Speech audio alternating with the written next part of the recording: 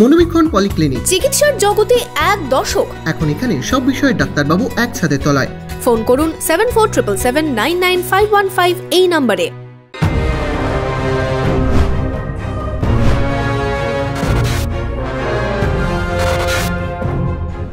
আপনার আনন্দে আমাদের উদযাপন। বিয়ে হোক বা পার্টি, বহরমপুরে এবার luxury banquet hall at golden retreat. জেলায় একমাত্র পিলারলেস ব্যাঙ্কোয়েট, আছে স্পা, সালন, ক্লাব মেম্বারশিপের সুযোগও। বহরমপুর শিল্প তালুকে গোল্ডেন রিট্রিট। নাগরিক সমাজ রাজনীতি দলের নেতৃত্বদের শেখাচ্ছেন কিভাবে আন্দোলন করতে হয়। আরজিকর কাণ্ডের প্রতিবাদে গর্জে উঠছে নাগরিক সমাজ।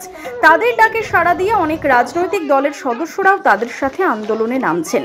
তবে নাগরিক সমাজ থেকে আন্দোলন কিভাবে করতে হয় তার শিক্ষা নিতে হবে বলে দাবি অধীর চৌধুরীর। আমরা যেমন রাজনৈতিক দল হিসাবে রাজনৈতিক আন্দোলন করি, পার্টির আন্দোলন করি, পাশাপাশি নাগরিকদের আন্দোলন তো সামিল হচ্ছি আমরা। 14 আগস্ট যে রাত্রি দখল করার যে আন্দোলন, সেখানেও সামিল হয়েছিলাম।